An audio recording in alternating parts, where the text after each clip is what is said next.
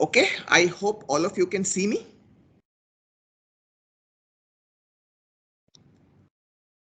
Yes, sir. Please. Okay. And by that answer, since you replied, I assume you can hear me as well. Okay. So, uh, first of all, good morning. Namaskar. I welcome all of you to this course on basic electronics. Okay. So, you are going to have to tolerate me for this semester. Okay. I hope that very soon, that is as early as 2 weeks from now, we will be able to see everybody in person if the situation is a little better at that time, because basic electronics is a course which is, it's very difficult to do justice to it in the online mode. In fact, that is the case with most courses, not just basic electronics. So that is what I would sincerely hope and pray for. So I believe there are about 114 or 115 registered students for this part of the course. So this course is being run in two halves. The one batch comprises of civil engineering students, and the civil engineering batch is being taught by Professor Vijay Rao. And this particular batch consisting of students from mechanical as well as metallurgy and material science, that will be taught by me. Now, I am Debopratim Ghosh. I am uh, I am a faculty with the School of Electrical Sciences here at IIT Bhubaneswar. I have been here for about the last 4 years, and prior to that, I was a student just like you, and I was and my most of my professional education has been in the big city of Mumbai in Maharashtra. I did my bachelor's, my undergraduate from the University of Mumbai.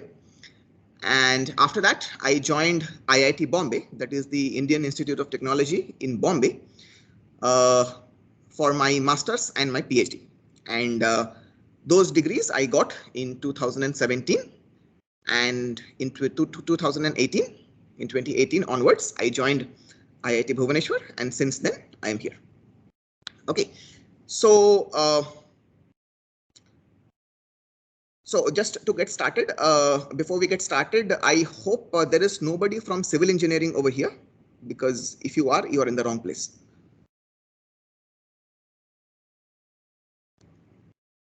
Okay, probably not. Fine. So there are two batches, or rather, I should say there are two disciplines over here, mechanical and material science. I would encourage all of you to just come by to my office. My office room number is 308 in the School of Electrical Sciences. Okay, so I would request all of you to come by, not together, but few people at a time, just to sit and discuss, because I would like to get to know each of you in person, because this is a very, very, very large class. This is a pretty large class, 115 students almost. Okay, probably we can fit them in the LBC classroom once the classes start in person. But even after that, it will be very, very difficult for me to keep track of each and every one of you individually. So therefore, one of the first things that you must promise, uh, one of the first things that you must promise to do while you're in this course is to communicate. Communicate with me. Okay, because if you are having some doubt, you are having some difficulty in understanding some concept, okay, then please let me know. Because obviously I have my own flow. I have my own flow, which I feel will be okay for me, the flow which will be okay for you. But it is not fair that that flow will definitely be okay for you. So if you feel that, I'm going too fast, or something I'm covering that you are not being able to follow, then please, please, please bring it to my notice immediately. Okay, if you are too shy to speak up in the class, no problem. Just drop me an email saying that, sir, I did not understand this. I will be happy to explain it all over again. Okay. If similarly, if you have any doubts from over and above what is being taught in the class, feel free to ask during the class or drop me an email if you feel shy to ask in the class. However, let me tell you, asking in class is the best possible way to resolve your doubt. Why? Because somebody else in the class might also be having that doubt. Okay, so that is beneficial for everybody. Okay, but having said that, I will not discourage you from emailing me. But but emails, obviously there may be some delay in me replying, so just be a little careful about that. Okay. All right. So now before we go to the next part, I would request all of you to nominate two people, one from mechanical and one from metallurgy material science, as your class representative for this course. If you've already nominated that person for some prior nominee, then that is also fine. So please let me know who is the class representative for the mechanical engineering batch.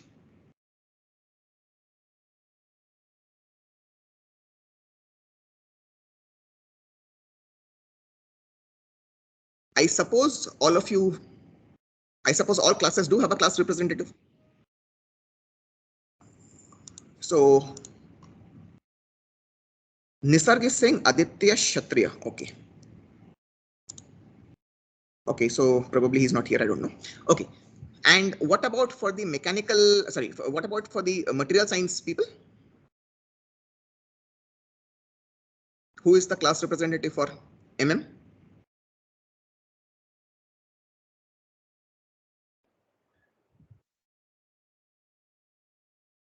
Yep. You're going to have to speak up.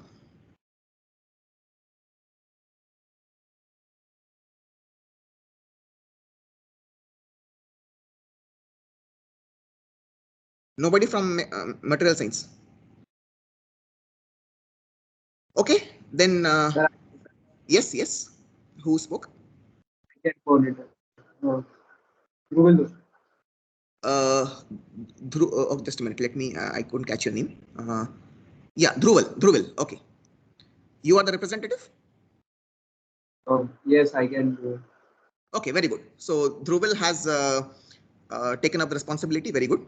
So the reason for me asking you to nominate two people is that in case there is some information which I have to get across very quickly, especially in the initial few days, I will count on both of you. So Aditya Kshatriya and Dhruval Doshi. Okay. So, all right. So let's get started. So just give me 2 minutes. I'll just set up my devices and then we will continue.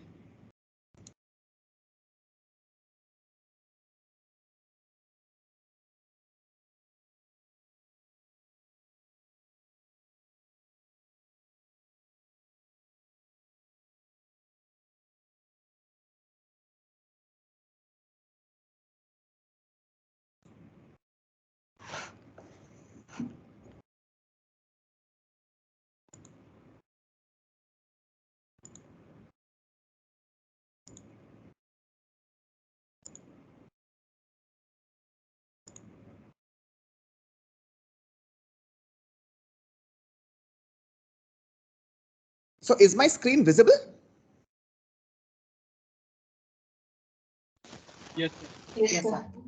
Okay. Yes, sir. Okay, what can you see on the screen? Students get. Yes, very good. Thank you for the confirmation. So today will be the very first lecture on this course, that is EC 2L005, which is basic electronics.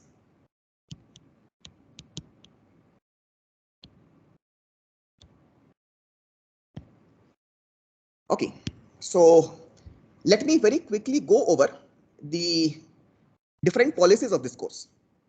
Okay, I would like all of you to pay attention. Ask me any questions if you have them, and especially for Aditya and Dhruval, do pay attention because I'm going to be giving you a very small responsibility very shortly. Okay, so this basic electronics is a core course, as you may know, as your faculty advisors, your seniors, everybody must have told you.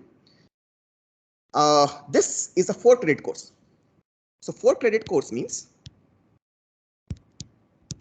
that means we will have 3 lectures plus 1 tutorial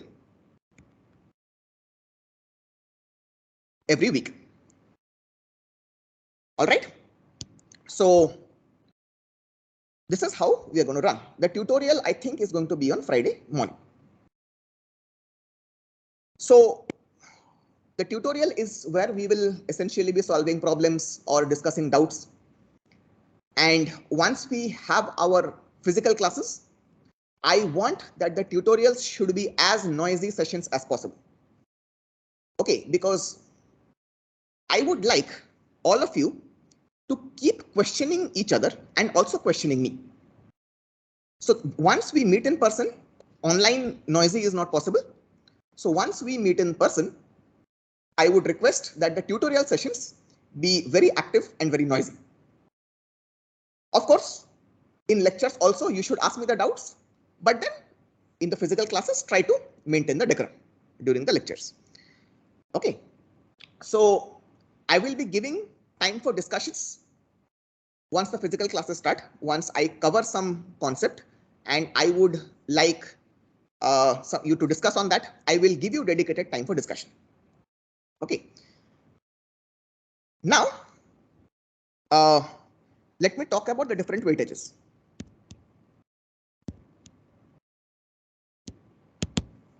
So the weightages for different components of this course would be, so about 20 to 30% weightage will be for the in semester.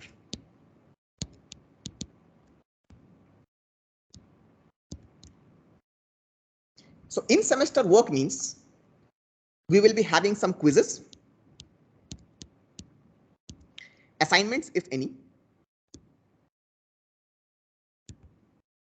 and your attendance, and very importantly, your class participation.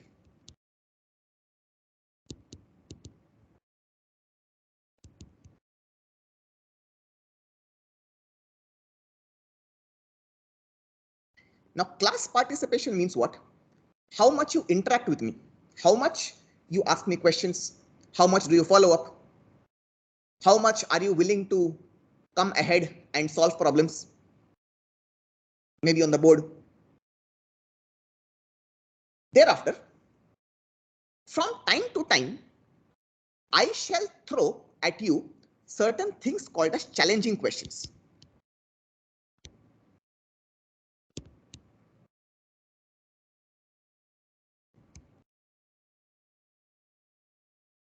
So these challenging questions, they are optional. That means you are free to not attempt them. They are not assignments, but they are questions which will help you think more. These are not part of the syllabus. Okay, and these will not be asked in the question or the examinations. But these questions would be definitely based on what we are discussing in the class. Okay, and you may have to go back and open books, internet materials and whatnot to answer these. But if you make good attempts for these challenging questions, they will also count towards class participation. Okay, and you will get some credit for it. Is it clear? Any questions? Okay. The next part. So we will have about 30 to 35% weightage for the mid-semester exam.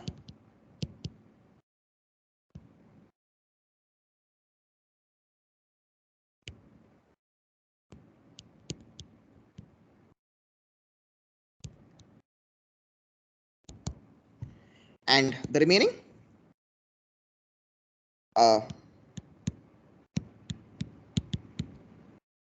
35 to 50% for the end semester.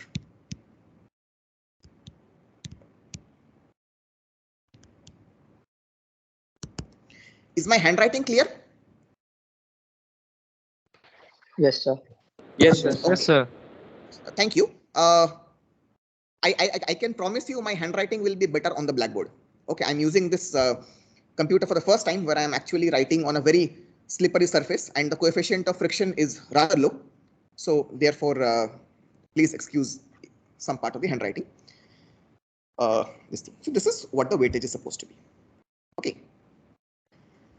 Now, the basic rule of the classroom for all my courses, what I teach, is that all questions are welcome. Do not think that if I ask a question, others will laugh at me.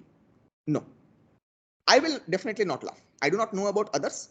I will not laugh at you. Because for me, the person who asks the doubts or the questions is a person who wants to learn more. And I can never ever laugh at that. Okay. So, and remember this old proverb that a person who asks a question may be a fool for 1 second, but the person who does not ask the question remains a fool forever. Okay. So in the class times as well as, and especially in the tutorials, I would say, because tutorials are the time when we will actually be very noisy and full of discussions. Okay, so those are the times I would really like you to bombard me and each other with questions. Okay, so number of quizzes, they will be at least 2. So at least 2 quizzes we will have in the semester, if not more. Okay, so now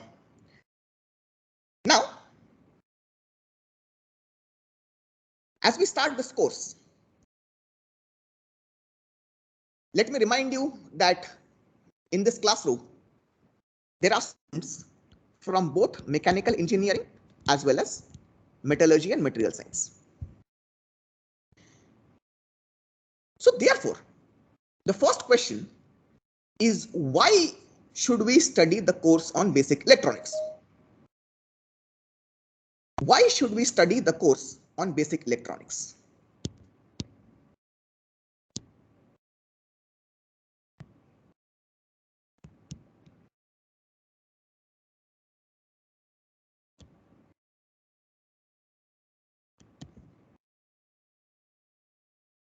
Now, I would like to hear from you, your thoughts.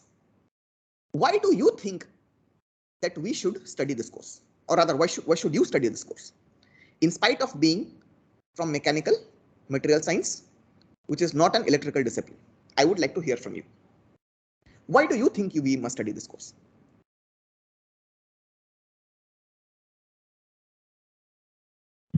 Sir, because in today's industry, the knowledge for electronics is in trend and it will help in it helps. Yeah. So what is there in the well, industry? Yeah. Can you repeat what you like said in the industry? Today, You are muted.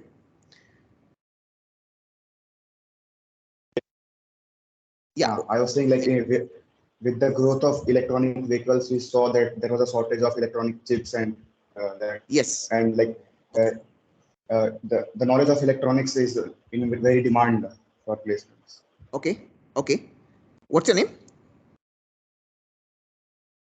What is your name?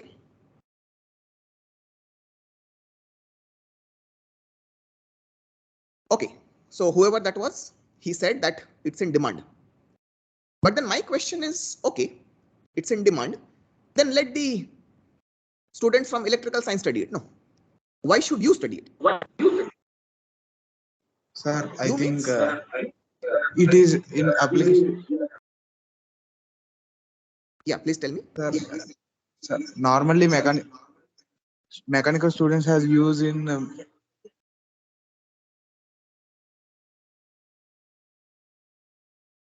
Just give me a moment. There seems to be some kind of a data problem. sir. Yes. Mechanical students has used in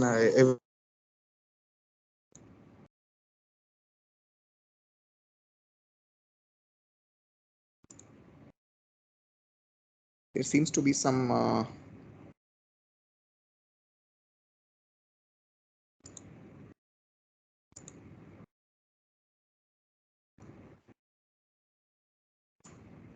okay, I have changed the permissions for this meeting. Can you just repeat what you were saying?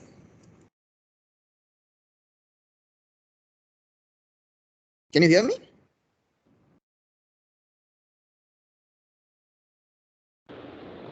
Yes, sir.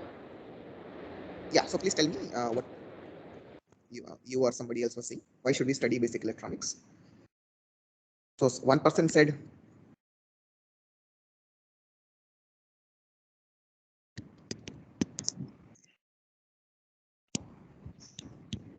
Nowadays, our machines are like computer-based machines. They are working without humans. yes. So Means without humans, okay. With- So you mean what, robots? without humans, sir, they are decreasing the efforts of humans. But for that, communication between computers and machines, these electronics are used, I think. Okay, fine. What's your name? Bhuvanesh. Bhuvanesh. Okay. So Bhuvanesh was saying, okay, applications or things to be done without humans or computer based or computer to machine interactions. Okay, not bad. So that is, I think, what you and others were saying was that what is the role of electronics in today's world, which is all right. But the question still remains that why you as student from mechanical or metallurgy, material science, why should you in particular study this course? So therefore, let me tell you, what is the use of basic electronics for mechanical engineers and material science engineers? Okay, so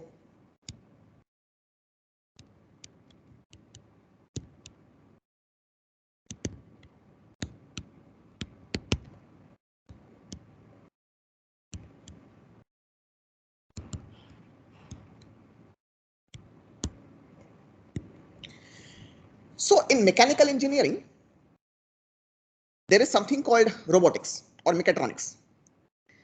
So where you need to control different kinds of processes or activities electronically.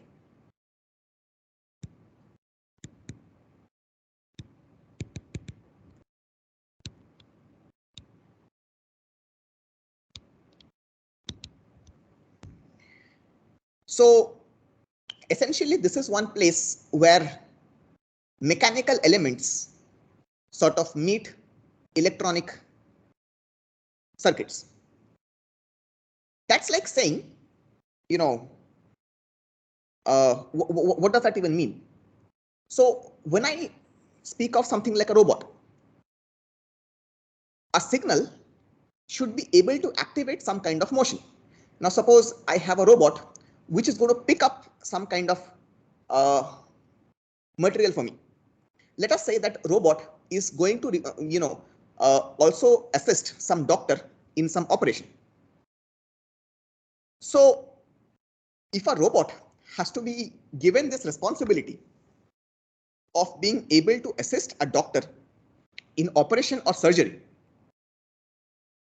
then obviously that robot cannot be a low quality robot. If the robot has to move its hands left and right or up and down, it has to be done in a very, very precise way. So pure mechanical elements are not enough. You need electronic circuits to control the movement of that robot. Let us say the robot has to move the hand by an angle of 30 degrees.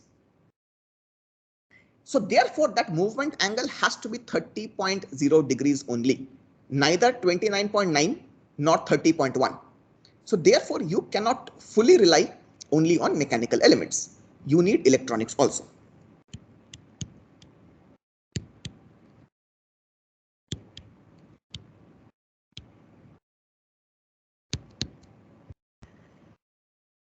The other application is something called as cryogenics.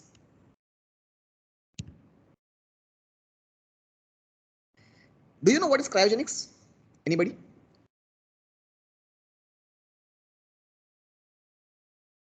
So cryogenics refers to applications or processes in very low temperatures.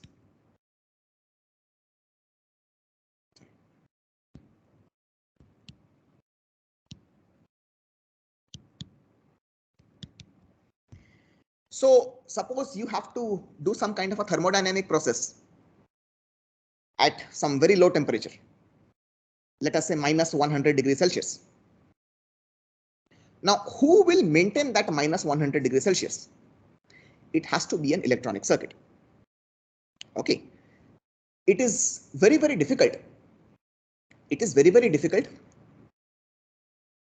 to maintain temperature without using electronics. Now, let me give you a very simpler example. Now, I'm sure many of you must have sat in a room that has an air conditioner or an AC. Okay. So let us say you have either a split AC or a window AC. So sometimes what happens, let us say, is that if I set the temperature of the AC to 24 degrees Celsius, when you switch on the AC, you hear the compressor sounding grrr, like that. Okay. After some time, you hear a tuck sound and the compressor turns off. Then the room becomes cool and it waits until the room becomes slightly hotter. And then the compressor again starts. Grrr. I'm sure all of you have seen this kind of phenomena. Have you seen this? Yes. Have you seen this phenomena? Yes, sir. Yes. And not just, AC. You must have seen this while you're ironing your clothes. Even your iron has a thermostat for the temperature control. So all of these are electronic circuits. Now coming to material science and metallurgy, in particular, electronics has a big role to play in material science.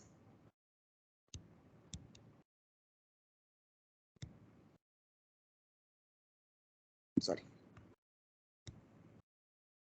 So which part of material science does electronics play a role? That is in semiconductors.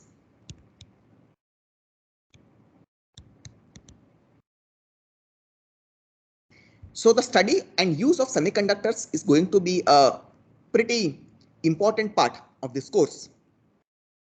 So therefore, who decided or who decides that what semiconductor should be used for what kind of circuits? Not just electronics engineers. There are material science engineers also who have to study that material for different kinds of chemical and electronic properties. So material science is a big and important industry right now. So this is one of the applications of electronics, or rather, this is the application where material science engineers will find a very important place in the electronics industry.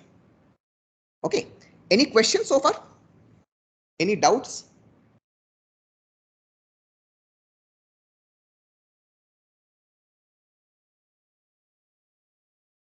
Any doubts? Any questions? No, sir. Okay, so therefore, let's start. Now, when you talk of electronics, the very basic of electronics, or rather I could say the basic of basic electronics, starts from something that is rooted in high school physics and also something that you have learned in your first year course, which is electrical technology. So essentially, what I'm about to write, these three things are very important from the point of view of basic electronics. Now, who can tell me what is R? What is R? Resistance. Yes, resistor. What is L? Inductance. Inductor or inductance. We call the phenomena as inductance and the device as inductor. What about C? Capacitor. Capacitor. Capacitor. Very good. Okay. So we are going to spend some time looking at RLC and their properties, because no matter how advanced an engineer you become, you are going to encounter RLC at all points. Okay. So therefore, you have these as the symbols. For inductor, it's a coil, and for capacitor, it looks like two parallel plates. Okay, so all of you are familiar with the symbols. Okay. Now, the easiest device out of all these to use is the, yeah, did somebody have a question? I thought I heard a question. Okay, it doesn't matter. So what out of these three, the simplest device is the resistor. Okay, so the resistor depends on something called Ohm's law, where you have a potential difference across it, V, and a current that is flowing through it, let's call it as I. So therefore, the voltage current relationship is V equals IR. Okay, this is the relationship for a resistor. Now, the phenomena of a resistor is very simple, that if you have a wire, a simple piece of copper wire, the charges flow through it very easily. However, the resistor essentially offers a hindrance in the flow of the charges. So therefore, the speed with which charges were traveling, or rather I should say that the ease with which the charges were traveling in a copper wire, it cannot travel through the resistor with the same kind of ease. Okay, so therefore think of it as driving your car on the highway versus driving your car on a road that is full of potholes. So that is what is resistance. It does not allow easy path to flow the charges. Now, what about the inductor? Let us say I have some voltage across it and some current I. Can you tell me the relationship between the voltage and current for an inductor?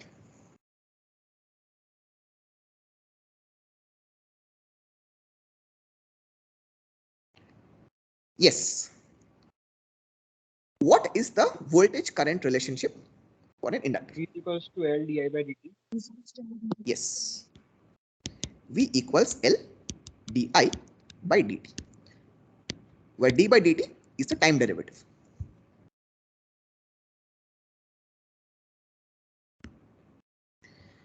Okay. Similarly for the capacitor, if I have a voltage V and some current I. So what is the relationship between voltage and current?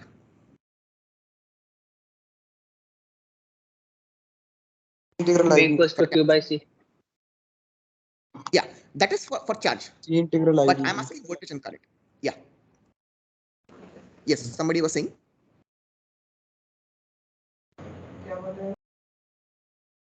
Yeah, please tell me.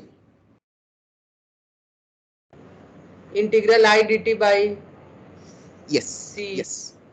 1 by C integral I dt. Correct. So if I write it in a differential form, it will be I equals C dV by dt. Okay. This is what it looks like. Now, what you can see immediately is that the relationship for the inductor and capacitor are kind of inverse. So these are called as duals of each other. So in some sense, inductors and capacitors, they are converse to each other. Next, let's come back to the resistor. When I look at the resistor and compare it with the inductor and capacitor, what is one immediate difference I can see?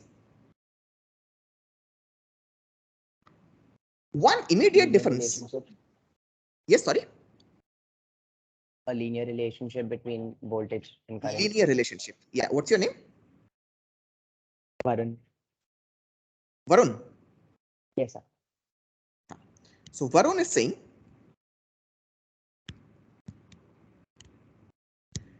linear relationship. Very good. So the voltage and current in case of resistors are linearly dependent on each other. Okay, that is not the case for the inductor and capacitor. Okay. The other difference. So Varun, I'm going to add to this very shortly. Okay, what you said, what Varun just said about linearity, it's a very interesting point. I'm just add to this, not now, but just after a while. So if you look at the relationship between voltage and current for the inductor and capacitor, what you notice is there's a time factor. There's a time factor. Now, those kind of electrical scenarios where voltage or current is constant, they are called as DC or direct current. Okay. So now, if I have a DC current flowing through an inductor, what will be the voltage?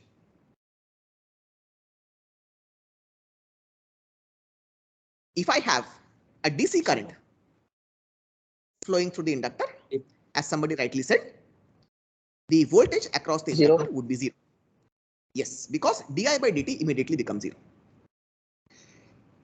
Similarly, if I have a constant voltage supplied through the capacitor, then what will be the current? Even that will be 0. Okay. So one thing that you need to note, which I will write with a different kind of color, I'll use a red color, is that voltage and current in inductor or capacitor are time varying.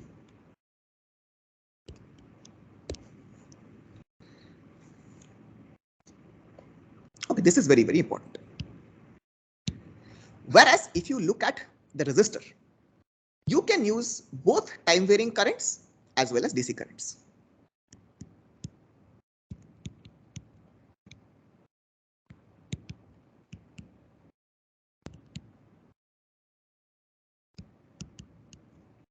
So AC means alternating current. Although this word alternating current we will not use much in this course, but I am sure you are familiar with this term AC from your electrical technology course. Okay. Any questions so far? Shall we proceed? Shall we proceed?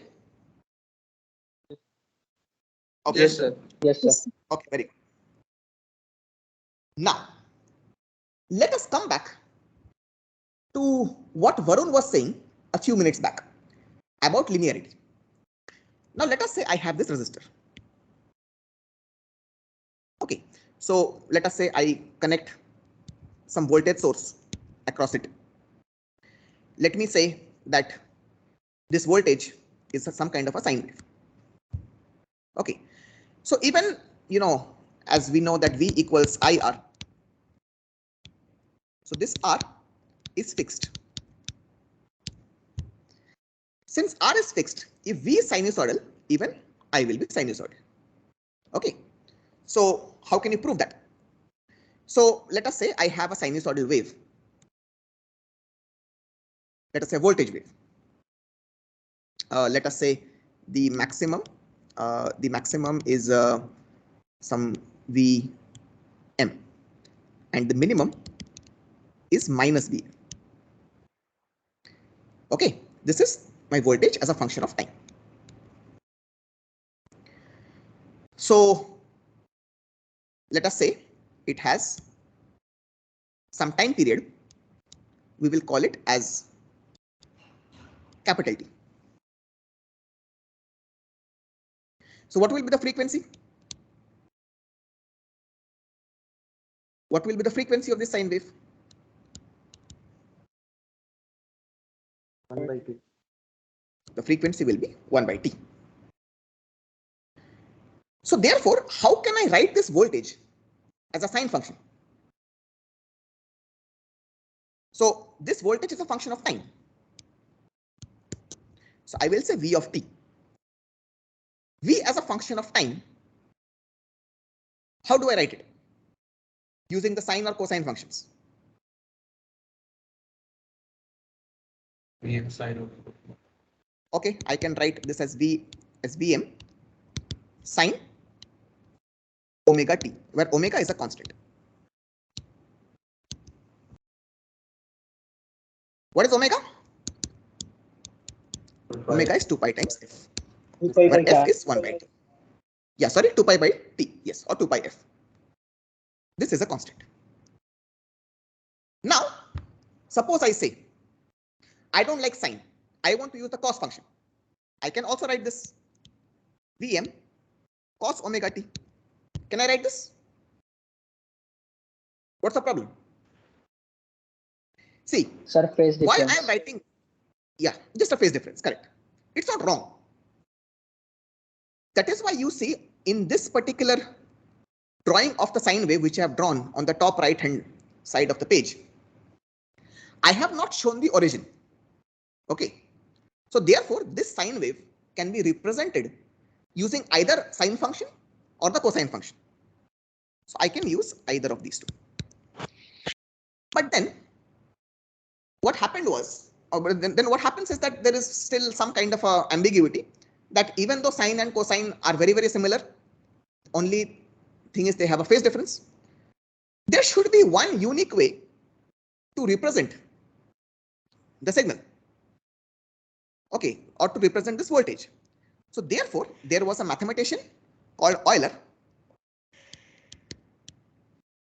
who gave a very simple way to represent this. He said that V of t is equal to Vm e raised to j omega t. Why? Because this will be equal to Vm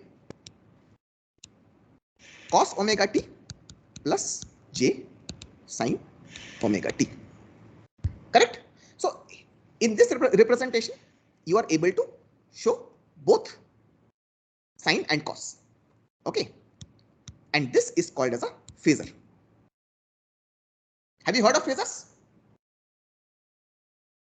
Have you heard of Yes, phasors? sir. Yes. Which course? Which course? Electrical technology.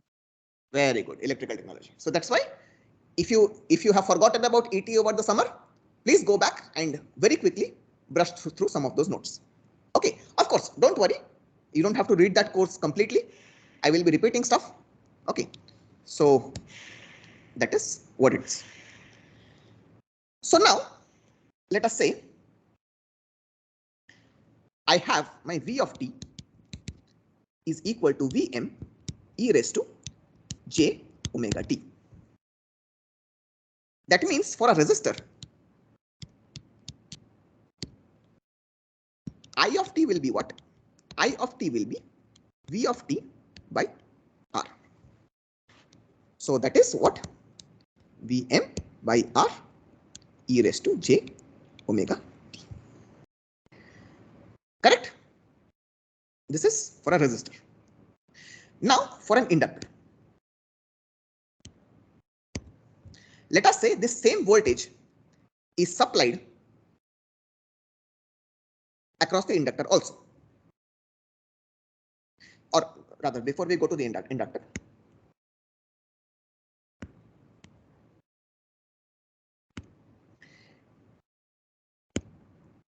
so before we go to the inductor, this I can call it as Im or the maximum current. This is the maximum current for a resistor. So suppose I have some kind of a voltage across a resistor. This is Vm.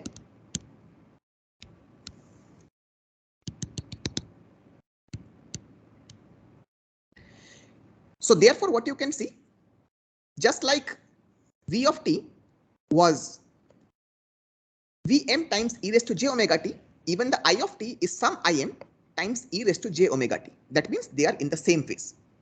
So therefore, I will draw the current using a red color.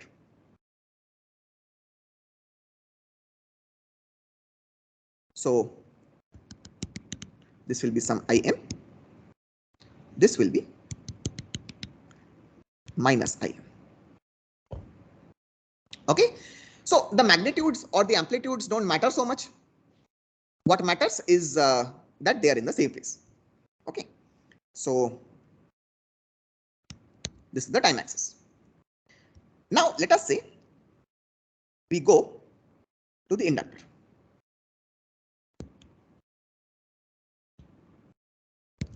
I am applying the same voltage V of t equals Vm e raised to j omega t across the inductor.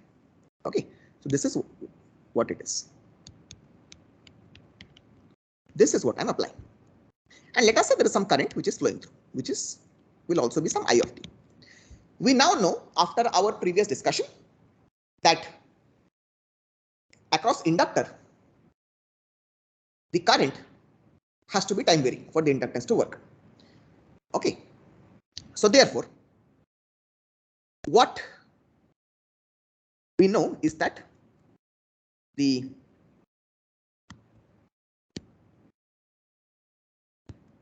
V of t for the inductor is equal to L di of t by dt. Okay, so let us say that's similar to this thing, or since we have to differentiate the current, let us assume that we will have the I of t now. Okay, I of t is some Im e raised to j omega t. Okay, so therefore what we can do is that it will be L d by dt of this quantity.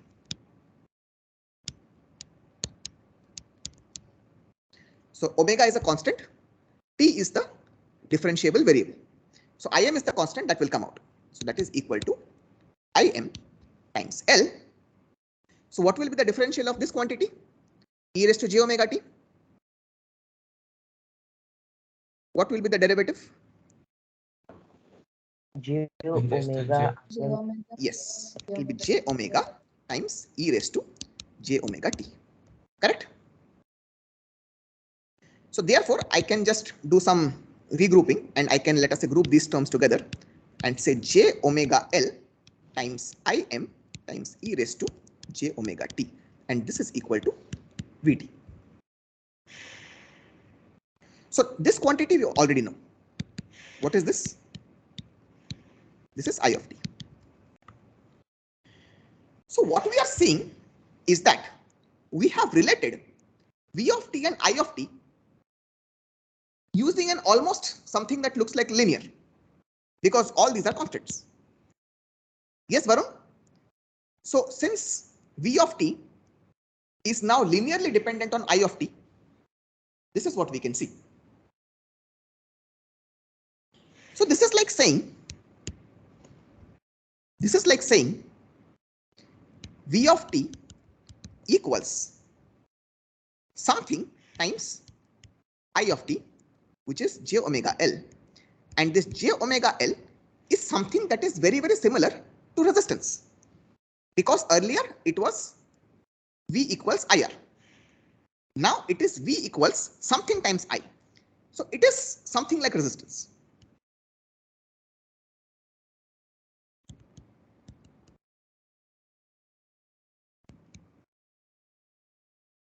It is something like resistance, but not exactly. Why? Because of this J. Because of this J. What is J? J is square root of -1. Any doubts? Any doubts? Is it clear what I'm saying? Yes, sir. Any doubts? Anybody else? Please ask. Okay, so this is something like resistance. Now resistance is always a real quantity, but what we are seeing, this is an imaginary quantity. So therefore we call it as reactance, which is imaginary.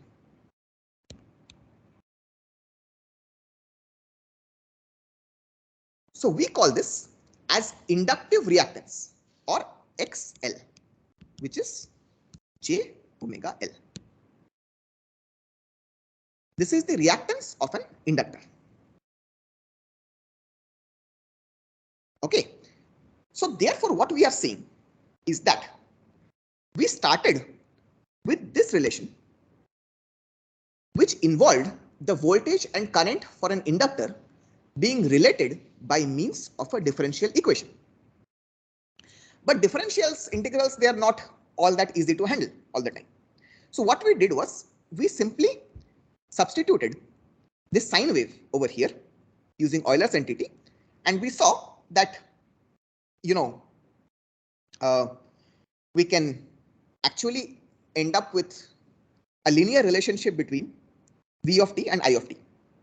And from that linear proportional relationship, we discovered that the constant of proportionality for this inductor is nothing but the quantity called inductive reactance, which looks like resistance, and the units is ohm.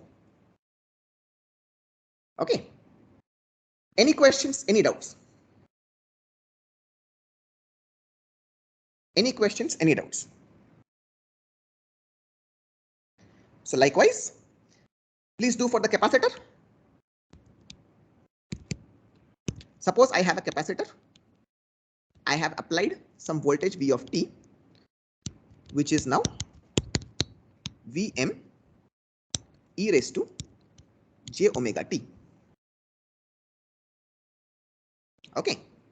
So we know that the current I of t, which is supposed to flow this way,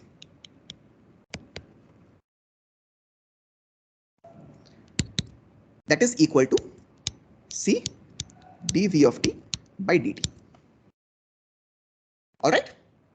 So therefore, again, I'll substitute this C d by dt of this quantity Vm e raised to j omega t, and that we will see comes out to be j omega c times Vm e raised to j omega t. Correct? So this is equal to j omega c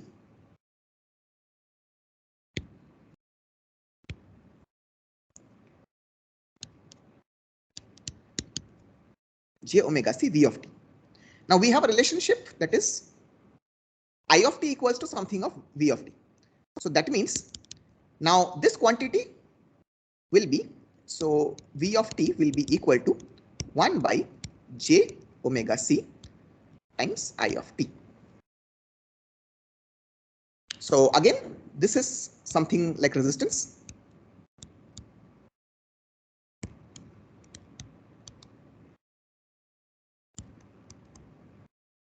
So in this case also, this is called as inductive, or sorry, capacitive reactance.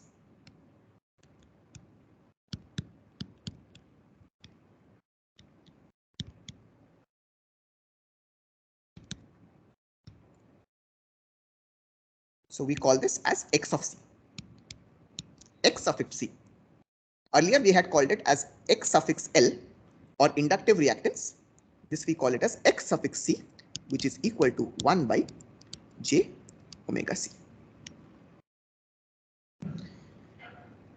Okay. Okay. Any doubts? Sir. Any other doubts? Any other questions? I'm sure this will be mostly just a repetition of what you have learned in your AT. Okay. So what we will do is we will take a very brief break. Okay. We will take a very brief break. It is 9:57 in my watch. So let's take a 5-minute break, or let's take a 7-minute break. We will meet at 10, 5. Okay. And we will continue from there on. So every time we have a 2-hour class, I'll give you a 5-minute break in the middle. Okay.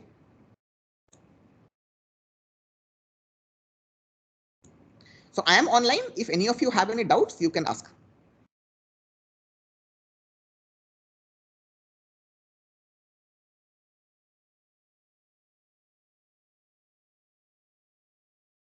Hello, sir. Yes. Sir, I have been not been added to this thing. I have involved. Sir, I have not been added to this thing.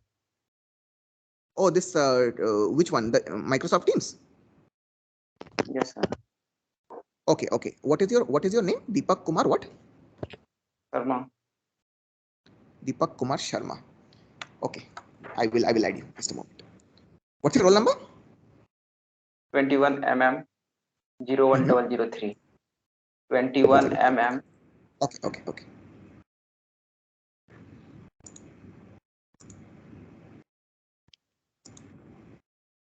Sir, I was also not added to this. Just give me one moment.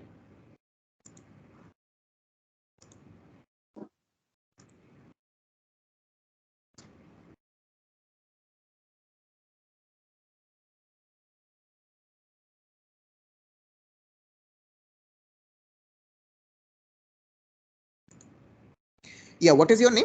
The girl who just spoke? Uppala Kavyasri. What's your roll number? 21ME01043. 01043. Kavya Shri, correct? Yes, sir. Okay, I am adding both of you, Deepak and Kavya Shri. Sir, even Anybody else? 21ME01051. Just a minute.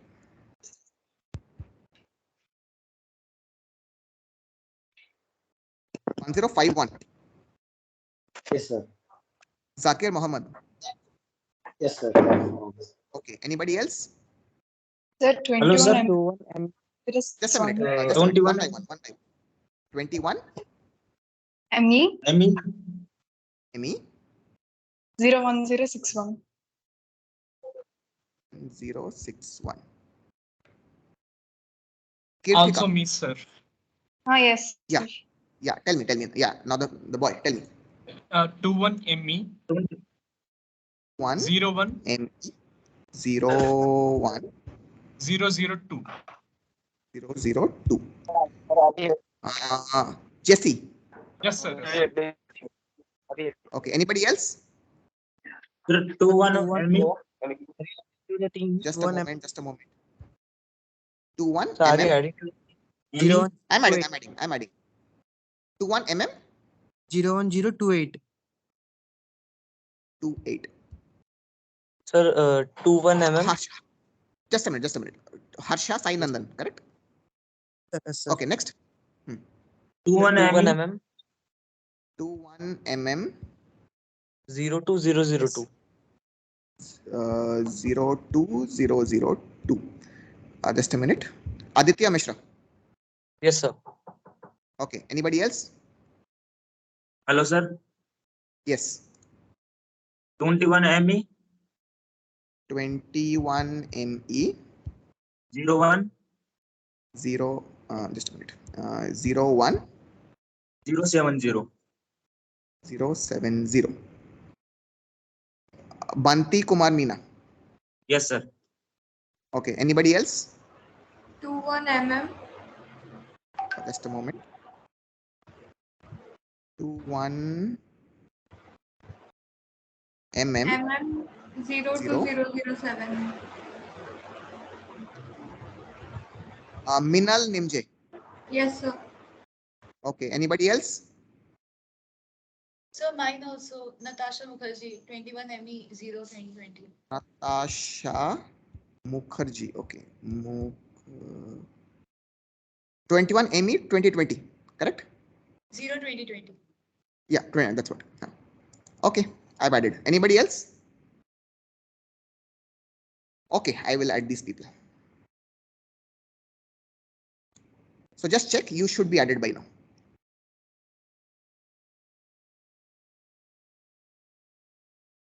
Sir, Yes.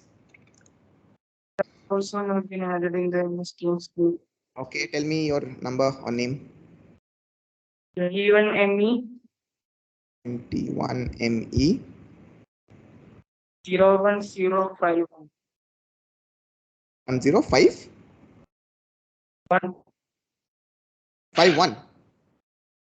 Yes, sir. Zakir Mohammed, I added you already. 0105. Zakir Mohammed, no, I added you.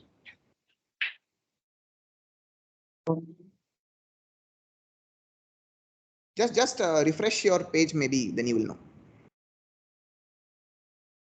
Oh, yes, sir. I have been added. Thank you, sir. Yeah. Don't worry, don't worry. You will be added. It's a software. It's not a. Yes, sir.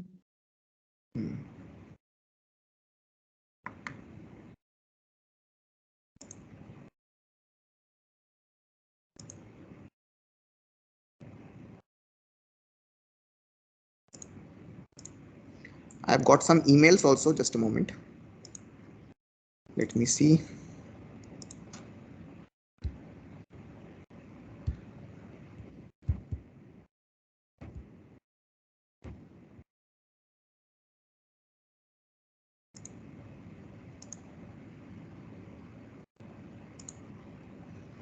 Devashish Karmakar has been added. Kavya has also been added.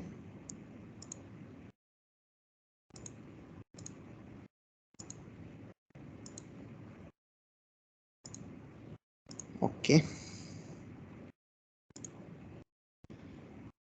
All right.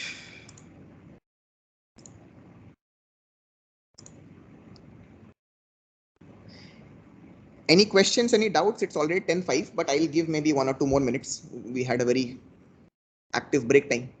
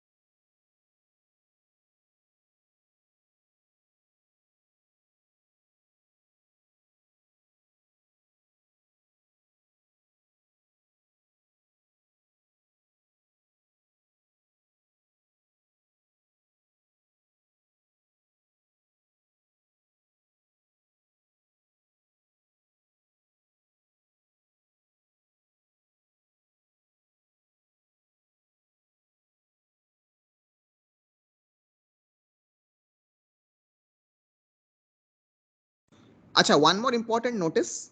Please ensure that all of you are added to the Google Classroom as well, because all these handouts and other things which I'm writing, I will be uploading there, not in Teams. Okay. So in case you are not added, just let me know. I mean, not now, maybe after the class gets over. Google Classroom. Okay.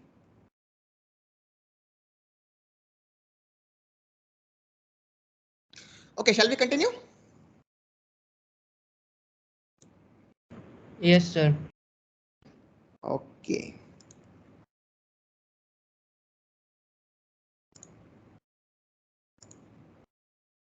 Is the screen visible? Yes, sir.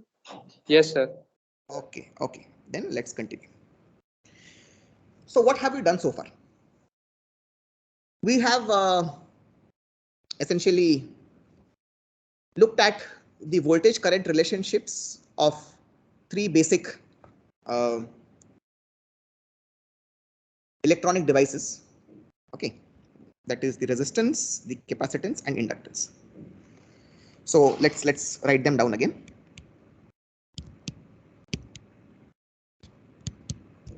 Resistance R is nothing but V of t by I of t.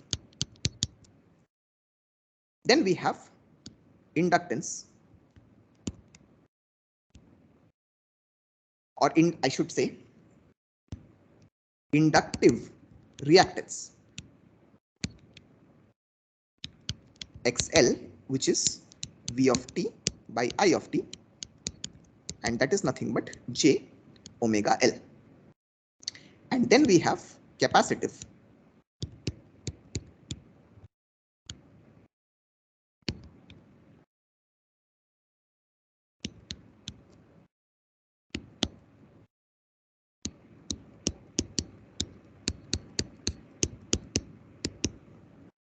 that is 1 by J omega C. So these are very, very important relations.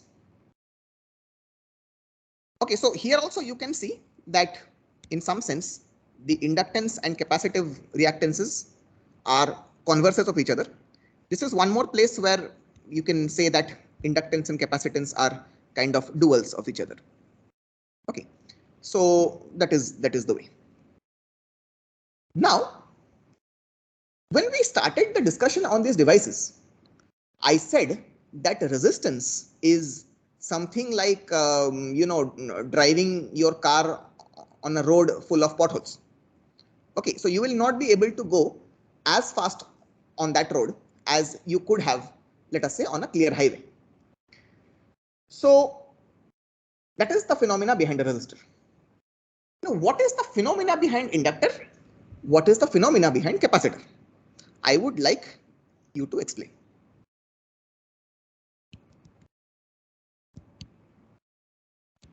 Inductor's role is to prevent sudden spikes in current.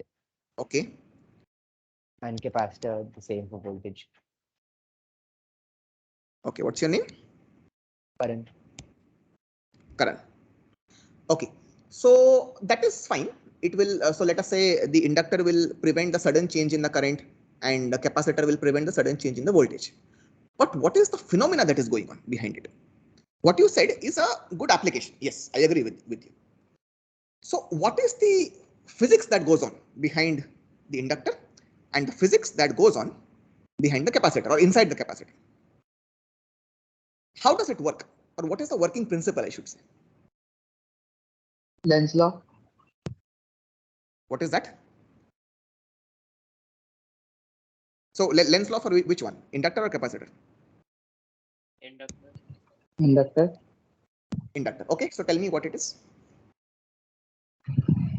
Sir, according to that, voltage is induced in the direction opposite of the that of change of current. Okay, but then along with Lenz, you are forgetting one more person, the main person, Faraday. Okay, so it is Faraday's law.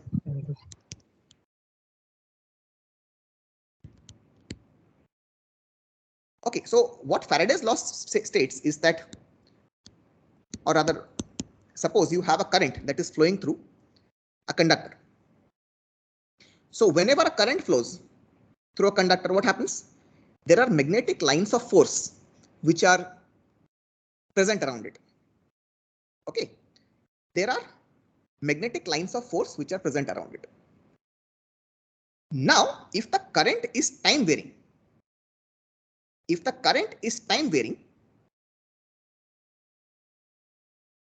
then what will happen to the magnetic field around it? If the current is time varying, what will happen to the magnetic field around it?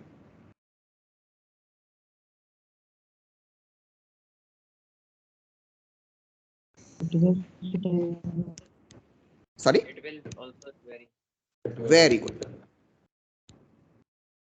So time varying current means time varying magnetic field.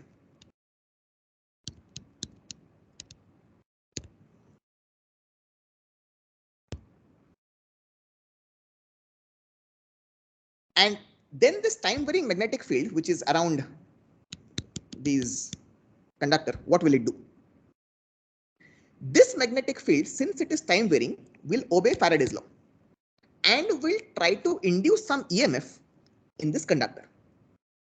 And it will be able to induce the EMF because of these coils. They have some surface area which will allow a lot of the magnetic flux per unit area to flow.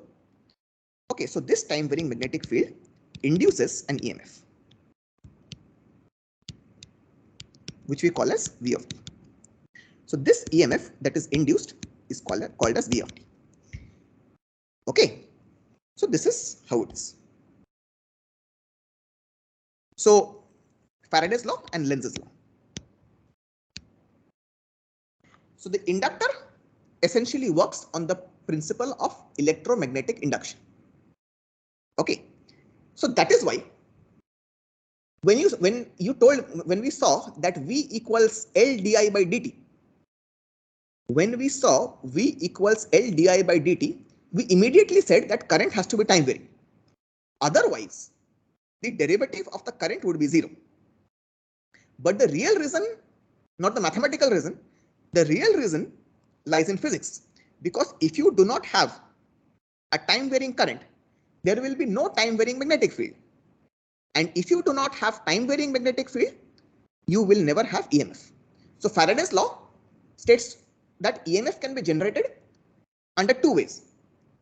A, if your conductor is steady and the field is time varying, or if the field is constant and the conductor is moving. Okay, so if field constant and conductor moves, that is how you have something called as the generator. But in inductor, it is the conductor which is steady and stationary and the magnetic field which is time varying, and therefore it is able to induce this EMF. Correct? Any questions? Do you agree with me?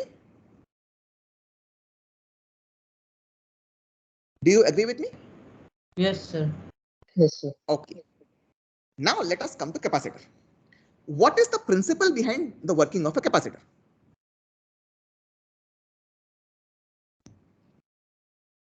What is the principle behind working of capacitor?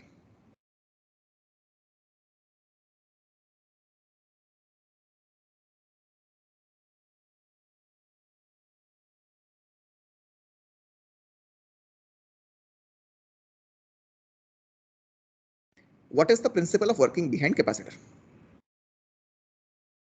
Nobody?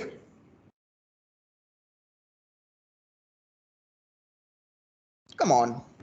The charge It's very is simple. stored surface. Charge is stored, which is fine. But what about the voltage and current? Suppose I apply a voltage V of t. Then I can say some current I of t can flow. But what we are seeing is that the capacitor has two plates. Now what is there between the two plates? Electric field. Yes, it's electric field. So essentially inside this insulator, you have an electric field.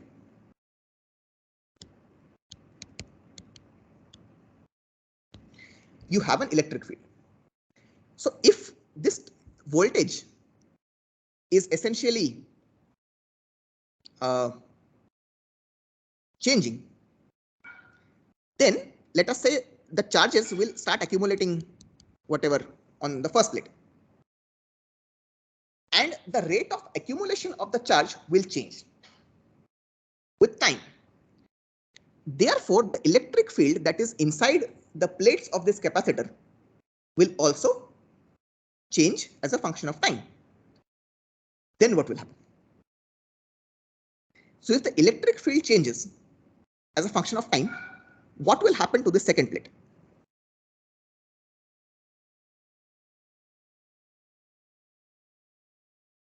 So which law is It will that? also carry charge. Yes, it will also carry charge, which will be time varying. Now, which law is that? Which law is that? Gauss's law. It is not exactly Gauss's law. Gauss's law is valid for stationary charges. Well, in some sense, yes, Gauss law can also be applied, but okay, yeah. This is as a consequence of Ampere's law.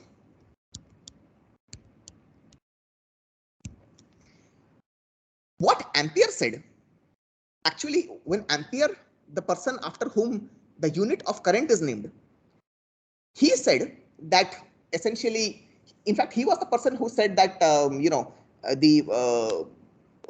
every current carrying conductor has a magnetic field around it. Okay, so what then could be proved was that if you are able to sort of make that magnetic field rotate or magnetic field change its time varying nature inside a surface, you can induce current or you can induce EMF, which is also very similar to what Faraday said. Okay, but at that time, Ampere did not know that. So at that time, Ampere did not know that it is not true just for currents. He said that, you know, this for this current to generate a magnetic field, the current must be traveling inside the conductor. He did not analyze at all for insulators. Later, there was a scientist called Maxwell, James Clerk Maxwell. I'm sure you have heard of his name. Okay, he came and he took Ampere's work and he studied it a little more. He said that no, what Ampere has said is correct, but his law can also be modified to apply in places where there is insulator. Okay, so therefore, this electric field, time varying electric field, will be able to attract charges or something on this side also. And that is called as displacement current.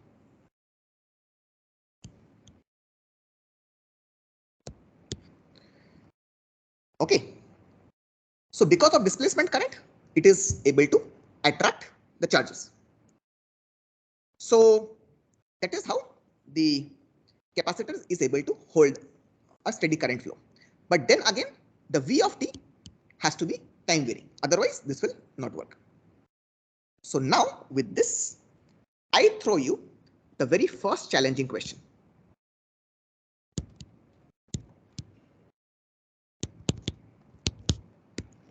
Challenging question 1.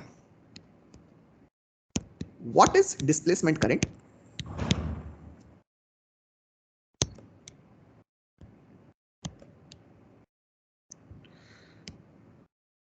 How is it generated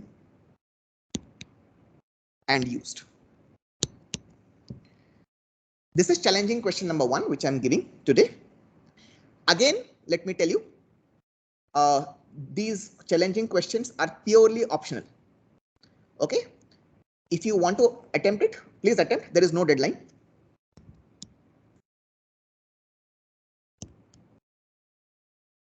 Please write your attempt on a piece of paper and hand it to me in my office.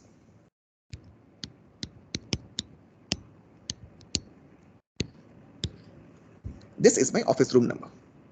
Okay, this is optional. But if you have interest in fields and displacement current and whatnot,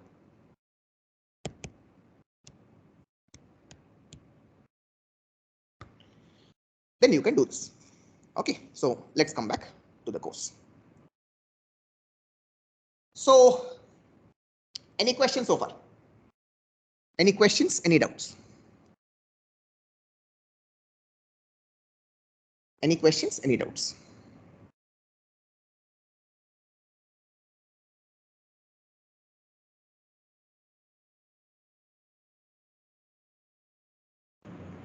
No, sir. Okay, anybody else? Just think a little bit about what I have covered so far. And let me know if you have any doubts.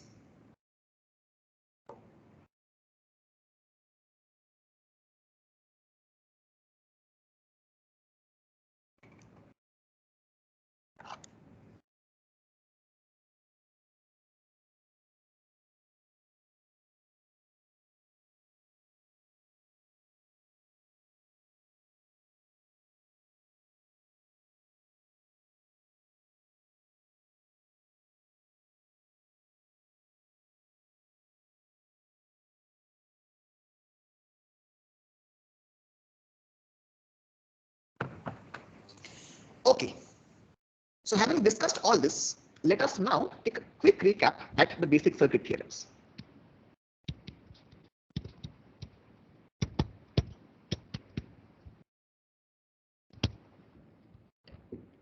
or laws? Okay. So what are the basic circuit theorems and laws? Do you know? Who can tell me? Basic circuit theorems or laws? Kirchhoff's law.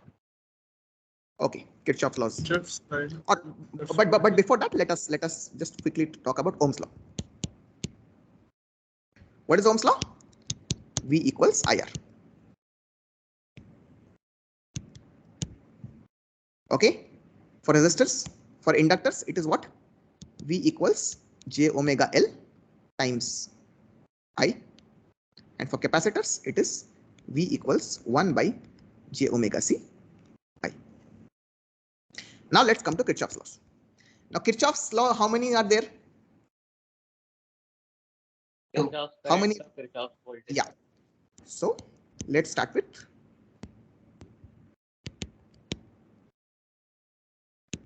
So there are two things, Kirchhoff's current law and you have Kirchhoff's voltage law also, which we will call as KCL and KVL respectively. I am sure all of you are familiar with this kind of naming. So what does KCL state? Kirchhoff's current law.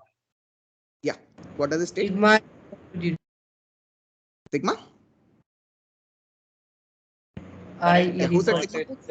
Yeah. Entering and Okay. everything should be 0. Yes, very good, very good. So Kirchhoff's current law states that the algebraic sum total of all the currents at a particular node is equal to 0. So let us say I have a node. Node is defined as a point where many wires are meeting.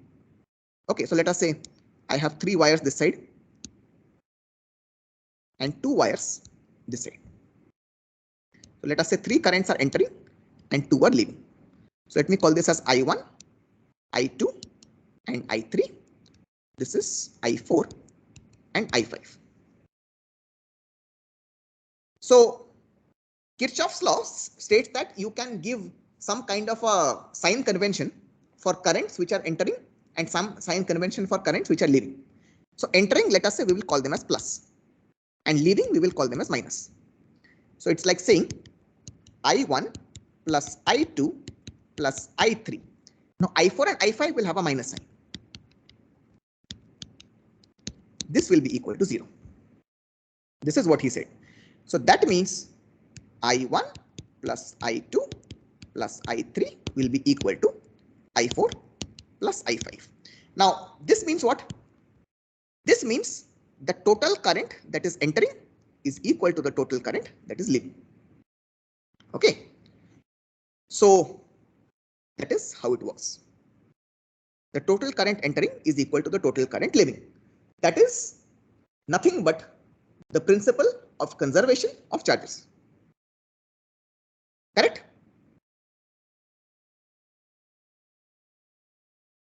Is it correct? Yes, sir. Next, what about KVL? What does KVL state?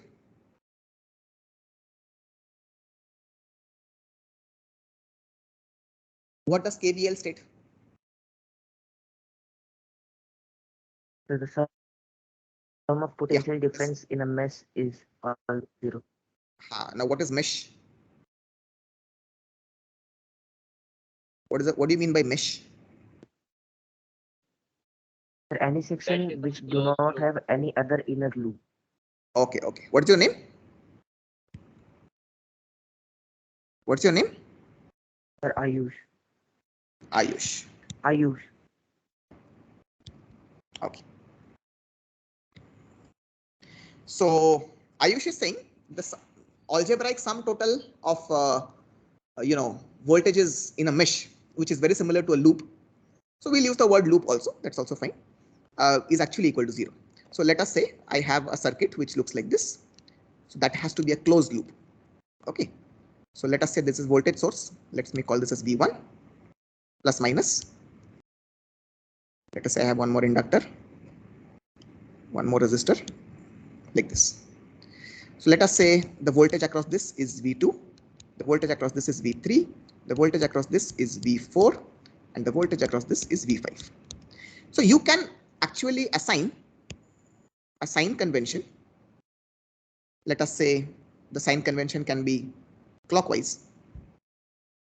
When you are going from negative to positive, the sign becomes positive. Whenever you're going from positive to negative, the sign becomes negative. So that means here I'm going from negative to positive, looking at the direction of the loop. Negative to positive means V1 will be having a plus sign. V2, I am now going from positive to negative. So I'll make it as minus V2. Then minus V3. Then minus V4 minus V5 will be equal to 0. Okay, this is what Kirchhoff's voltage law states. Okay, so these are the very basic two laws. Next, what's the third law or the third theorem? Thevenin's theorem. Okay.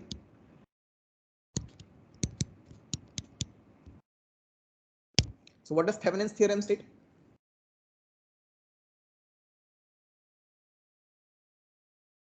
What does Thevenin's theorem state?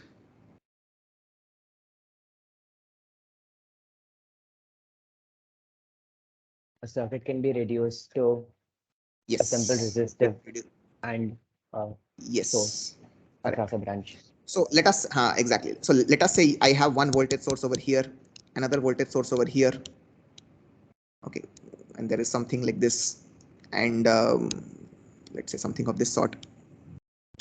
One more current source I have, and so something very complex and all these things. So a complex looking circuit. Now let us say I am observing across these two terminals. Okay, let us say this is something I call as R1. So from the perspective of R1, this entire network over here, it can be essentially simplified to one voltage source and one resistance in series. And this R1 will be there unchanged. So this is called as Thevenin's voltage and this is called as Thevenin's resistance. Okay, so this is the current source. Let me call this as I1 or something like that. Okay, so this is what Thevenin's theorem states. What is the converse of Thevenin's theorem? Norton's theorem. Norton's. So what does that state? That you can reduce this circuit to a current form. So you can again have the same R1 in this existing place, and you have one current source in parallel with one resistance. This is called as Norton's current. Yes, somebody had a question. Is this fine? Is this fine? Yes, sir. Yeah.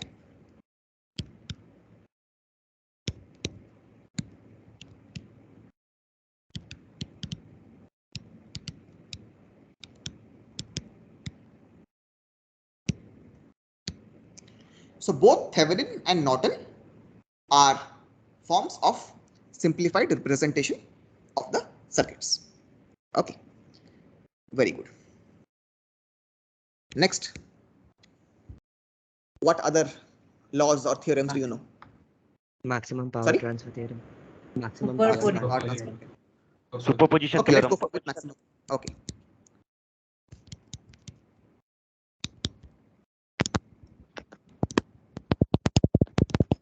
So what does maximum power transfer theorem state?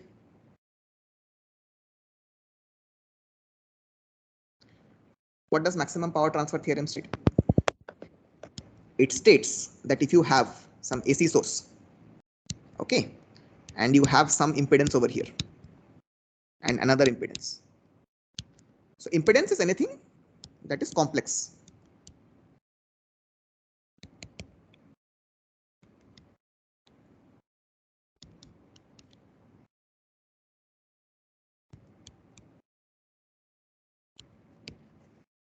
All of you are aware of the term impedance? Yes, sir. So let us say I have this, I will call as ZL, and this I will call as ZS. Suppose this is my source voltage Vs. So maximum power transfer theorem states that the load will be able to get the maximum possible power from the source if and only if, what condition?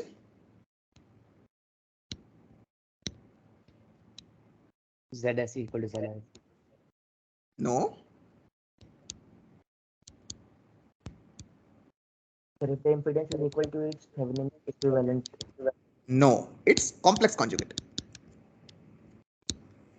This is anywhere Thevenin's equivalent. Okay.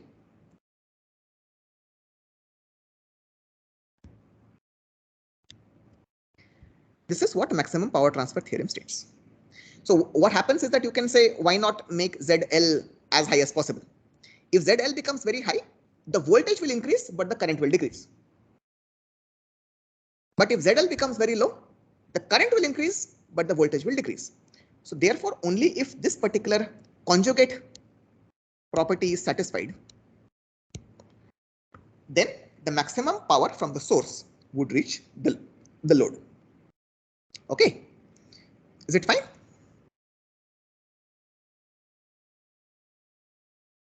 So theorem number 6, somebody was saying superposition principle.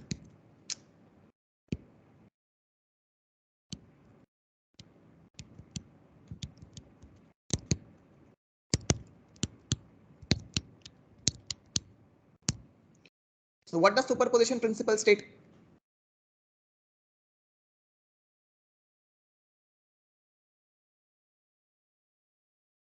What does superposition principle state?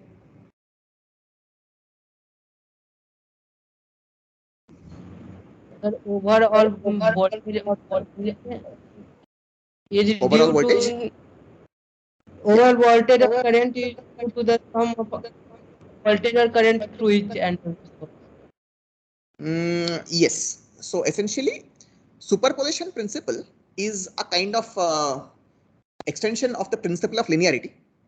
Okay, that means if you have linear devices in your circuit, okay, then the voltage or current flowing or through some element due to multiple causes will be the sum total of each individual cause.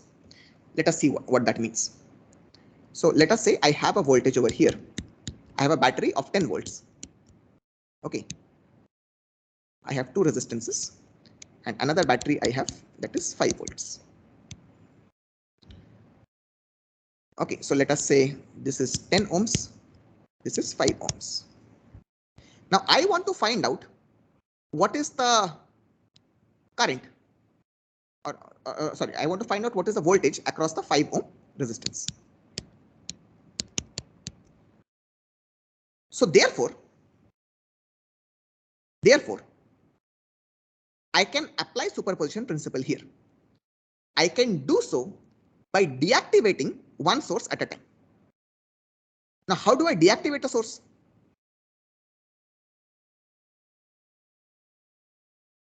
So by replacing them with their internal resistance. Very good. Now, suppose the internal resistance is 0. Then what will be the case, or what will be the equivalent when the source is deactivated? Yes, sorry? Short circuit. Somebody was short circuit. Very good. So let us say I can first make the 5 volt source deactivated. So if I deactivate the 5 volt source, that's like saying I can actually remove it and replace it with a short circuit. So I will use a red color for this. Okay. So in this case, what will be the voltage across the 5 ohm resistance? So I will call this as V10, or let us say I will call this as V due to 10 because only the 10 volt source is active. So what will be the voltage across the 5 ohm? Very simple.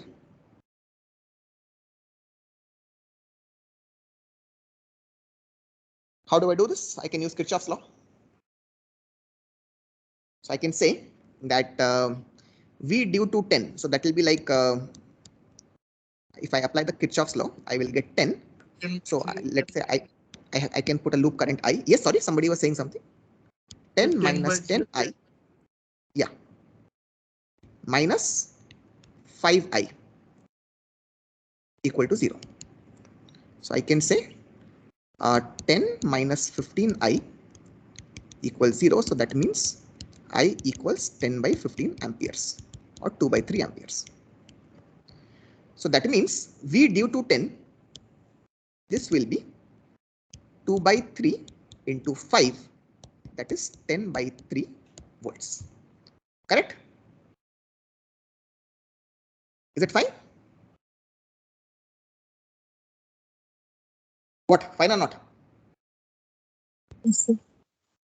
Okay. Now what I will do, I will remove this 10 volt source and put the 5 volt back where it was.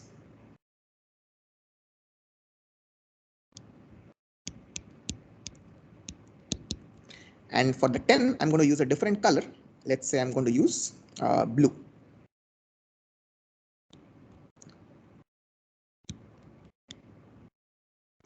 So now I'm going to say V due to 5. So again, you can apply the current. Let's say again, there is some current I. What will it be? We will get minus 10I minus 5I minus 5 equals 0. So it means minus 15I minus 5 equals 0. So that means I equals minus 1 by 3 amperes. So that means V due to 5 will be minus 1 by 3 into 5, which is minus 5 by 3 volts. Correct? So now we have two results, 10 by 3 volts and minus 5 by 3 volts. That means the total V across 5 ohms will be equal to 10 by 3 plus minus 5 by 3. That is 5 by 3 volts. Is this fine?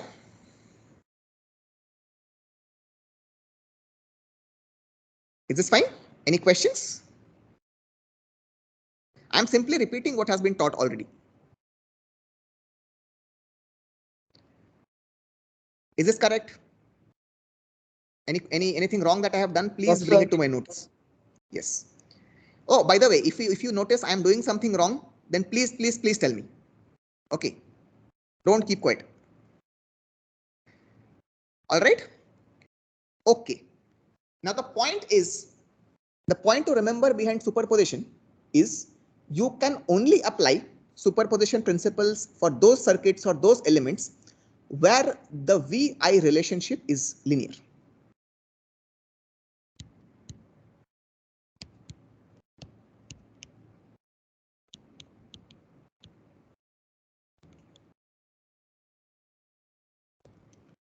For example, resistors you can easily apply if V and I, because for resistors, V and I are linearly dependent.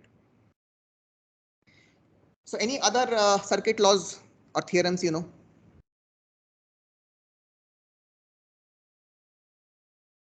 Any other laws or theorems?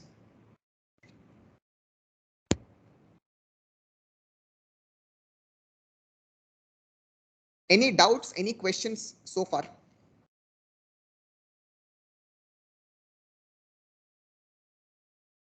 Okay, then let us do a very quick exercise.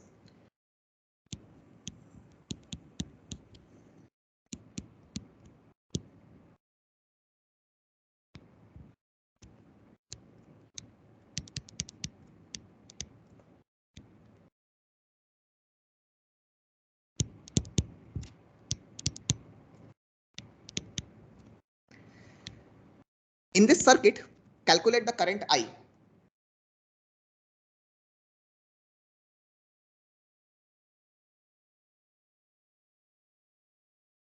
calculate the current I.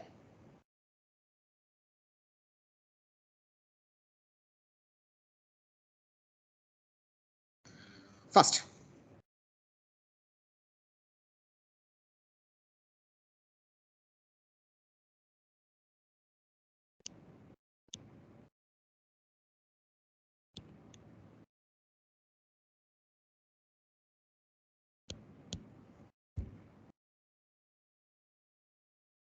Sir, 6/5 amperes.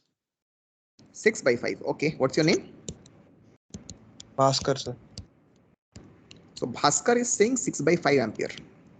Can somebody else also do and see whether Bhaskar's answer is correct or not?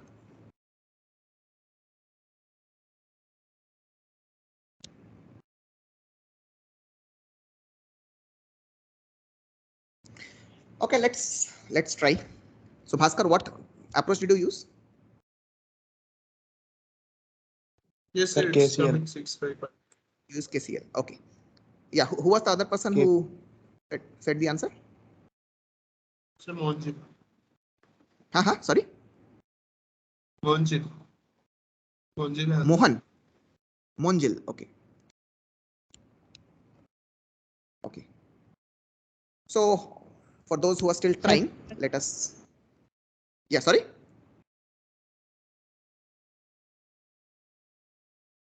Okay, so one way to do it is. Hello, yes, what happened? So I am getting 12/5.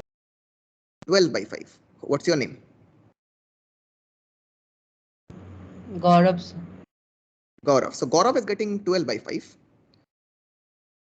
So let me see which is correct. So you can very simply apply KCL at this point, this node Vx where I have marked.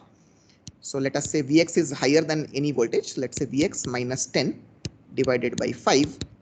Sorry. Plus Vx by 5. So I'm assuming that all the currents are moving away. Plus Vx minus 8 by 5 equals 0. So you get a linear equation. So all the 5s will cancel out. So I'll get 3Vx.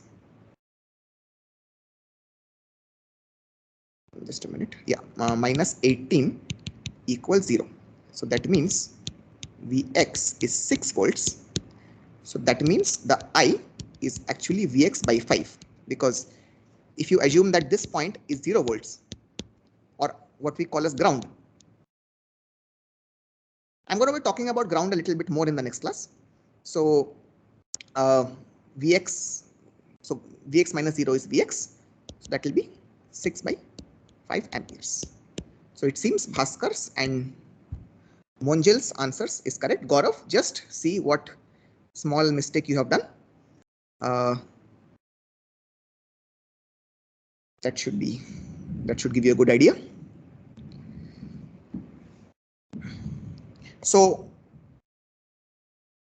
one important thing that we are going to use through this course is the concept of ground.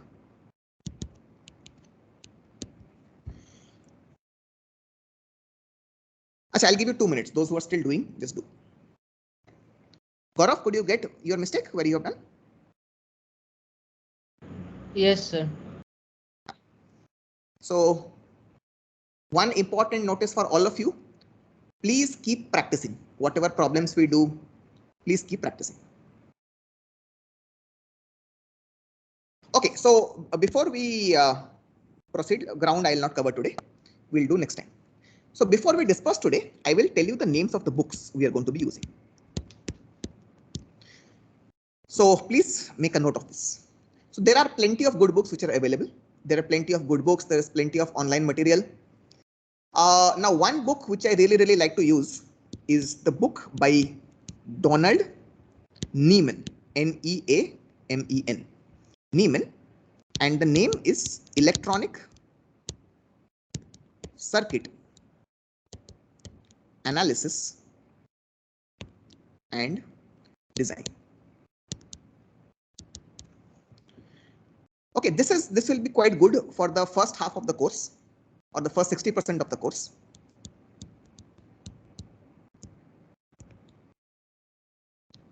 And rest 40%, I'll tell you later when the time comes. This is a pretty good book, which I feel good textbook. It has a good number of problems also. The other, this is a Tata McGraw-Hill publication. I think our library also has it. Just check. Next, the other book, it is a little bit more abstract. Means you can, it's written in a very nice way, but and you can read it as a bedtime story. But this book sort of goes from simple to complex very quickly. That is by Horowitz and Hill. Horowitz and Hill.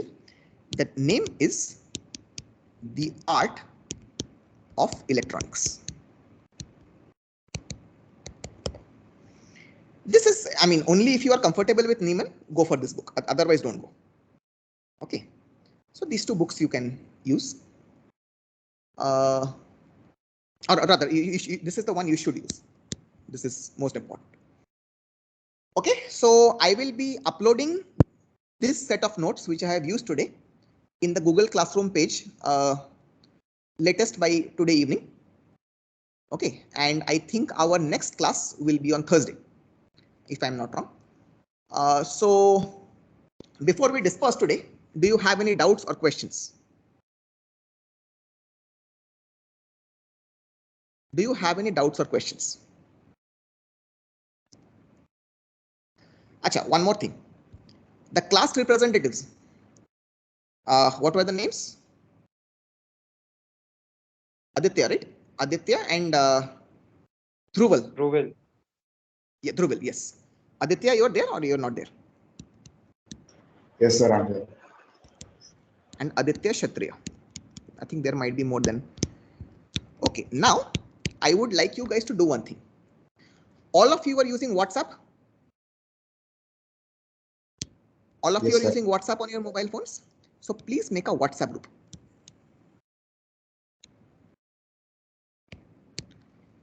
Once you make a WhatsApp group, Dhruval, Aditya, just let me know by a separate email. I will give you my number. Add me to that group.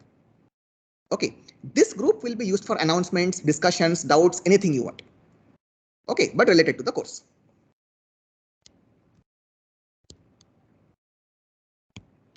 Okay, so Dhruval, Aditya, just take some time. There are more than 100 people now. You can take your time, maybe 2-3 days, and make the group. And later, just drop me a mail and I will give you my number. Okay, you can add me also. All right? Yes, sir. Yes. Okay. So if there are no more questions, then we will end today's lecture. And then we will meet again whenever the next lecture is. I think it's on Wednesday or Thursday. I don't remember. It's on a Wednesday. I think it's on Wednesday. Okay. Thank you. Have a great day. Thank you, sir. Thank you. Thank you, sir. Okay. Okay. Thank you, sir. Thank you. Thank you, sir. Yeah. Thank you, sir. Thank you. Yeah.